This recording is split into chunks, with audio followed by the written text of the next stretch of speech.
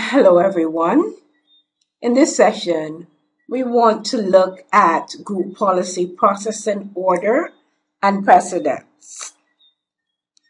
Because it's possible and even likely that you may have multiple group policy objects to apply, there's always the possibility that these GPOs will have conflicting settings.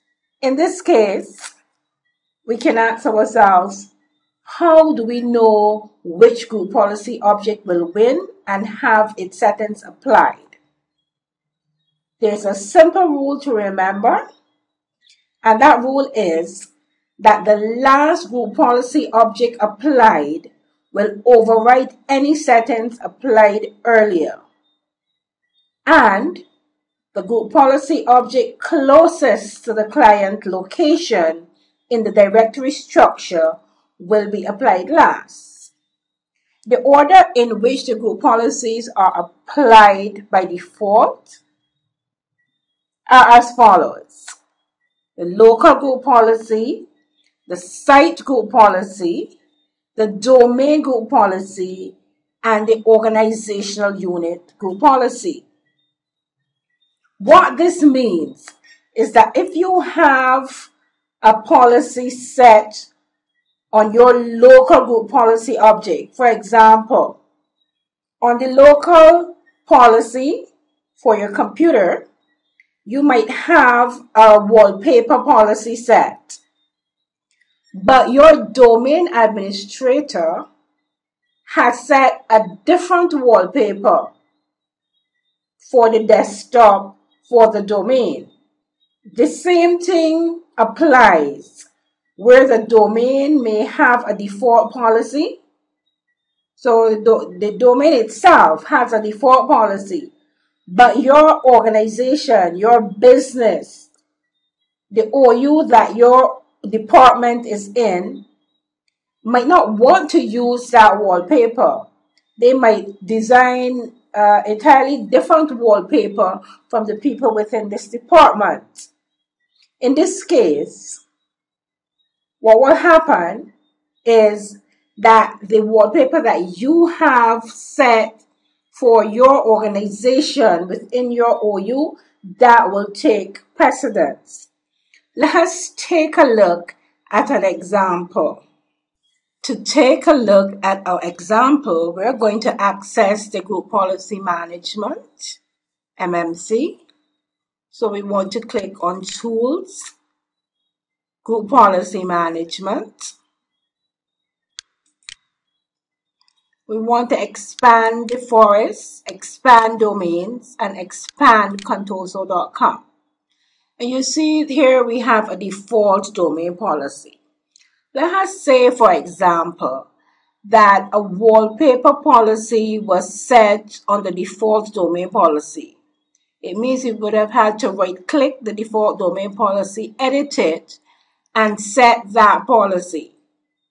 That means that for the entire company, the wallpaper would be the same because we set it at the default domain level.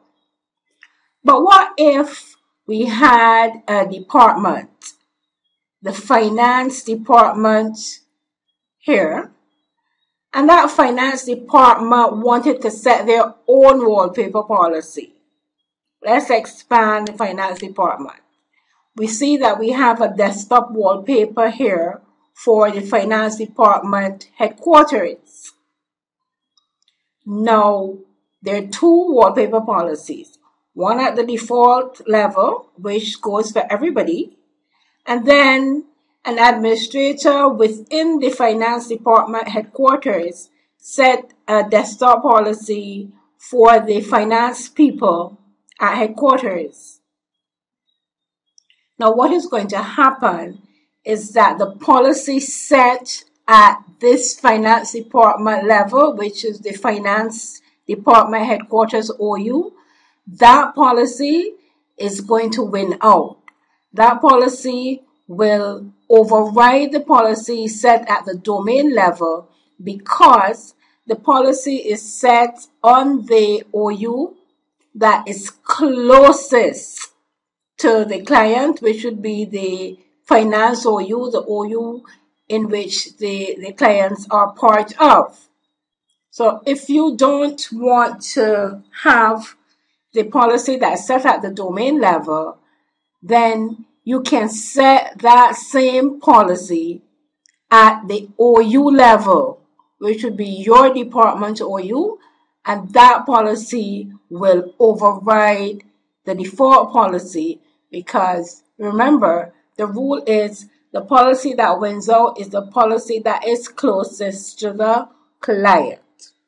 Another concept that we want to look at here is, let us say that a policy was set at the finance department headquarters level. This is the finance OU here. The policy would apply to everybody within the finance OU. But within that finance OU for headquarters, we have the finance branch in St. Philip, and we also have within the finance department headquarters the finance branch for St. Thomas. So if a policy is set at the finance department level, by default, that policy will flow down to any OU below the finance department headquarters, or any OU that's a member or part of the finance department. So here we have finance branch in St. Philip. The finance branch in St. Philip might not want the group policy object that was set at the headquarters to apply to them. So what they can do is to block that policy. You can block the policy at the finance branch St. Philip level by right-clicking on the OU and clicking on block inheritance. And you can see the icon here for block inheritance. It means that whatever is above the finance branch in Philip, whatever policy applies above, does not naturally flow down. So then that means that the policy will not apply to the people in the finance branch in Philip. But what if the administrator wanted a policy that was set at the finance department headquarters to flow down to all the other organizational units? It means that when he set a policy, he did not want anybody to change that policy. What he can do is go to the policy that was set, which is desktop wallpaper for headquarters, click on that policy and say enforce. And that policy becomes enforced. It means that even though a junior administrator may have set a policy to block the policies that came down from the finance department headquarters, once the administrator at the top enforces the group policy that he has, then the block that was set does not apply. So enforce then will override anything that is blocked. We can also have another type of situation here. The situation here, let us expand the finance branch St. Thomas. Here, this branch might have two policies set. And let's just do two policies. We're going to right click and say create a GPO in this domain and name it here. And we're going to call this one audit policy. And we're going to set another policy on the same level, the same OU. And we're going to call this policy logon policy.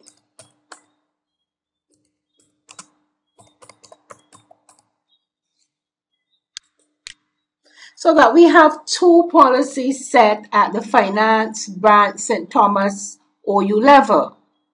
The question is, which policy is going to be applied first? To find that out, we click here on the OU, and if you look to the pane on the right hand side, you're going to see that the policies have a link order number. And you can change the order in which these policies will be applied by simply moving the link up and down. So if I click move link down, you can see that audit policy goes at the bottom. If I click move link up, you can see that audit policy goes at the top, which will determine the order in which that particular policy will apply when it comes to the finance branch organizational unit.